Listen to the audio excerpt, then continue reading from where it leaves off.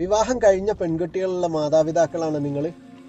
ഭർത്താവിൻ്റെ വീട്ടിൽ ചെറിയ നിസ്സാര കാര്യങ്ങൾ സഹിക്കാനും ക്ഷമിക്കാനും കഴിയുന്ന പ്രശ്നങ്ങൾ ഉണ്ടാകുമ്പോൾ അത് വാശിയുടെയും വൈരാഗ്യത്തിൻ്റെയൊക്കെ പേരിൽ അതിനെ ഊതിപ്പെരിപ്പിച്ച് വലുതാക്കി നീ അതൊന്നും സഹിക്കേണ്ടവളല്ലടി, ഞങ്ങൾ നിന്നെ പൊന്നുപോലെ നോക്കും, അവരോട് പോയി പണി നോക്കാൻ പറ എന്നുള്ള രീതിയിൽ അവരെ പ്രോത്സാഹിപ്പിച്ച് വീട്ടിൽ നിർത്തിയിട്ടുണ്ടെങ്കിൽ ഒരു കാര്യം നമ്മൾ മനസ്സിലാക്കേണ്ടത്, അവളുടെ കെട്ടിയ ഭർത്താവിന് പകരക്കാരനായി നമ്മൾക്ക് ആർക്കും ആവാൻ കഴിയില്ല.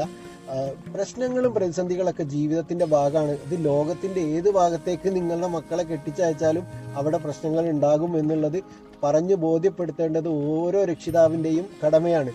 ഇനി പ്രശ്നങ്ങളില്ലാത്ത സ്ഥലമുണ്ടോ? ഉണ്ട്. അത് നമ്മളെ പള്ളിക്കാട്, നമ്മൾ ശ്മശാനം എന്നൊക്കെ പറയുന്ന സ്ഥലമല്ലേ, അവിടെ ഒരു പ്രശ്നവുമില്ല. അവിടെ മാത്രമേ ശാന്തമായിട്ടുള്ള സ്ഥലമുള്ളൂ. ബാക്കി എല്ലാ സ്ഥലത്തും ഇതൊക്കെ ജീവിതത്തിൻ്റെ ഭാഗമാണ് എന്ന് പറഞ്ഞ് മനസ്സിലാക്കുക.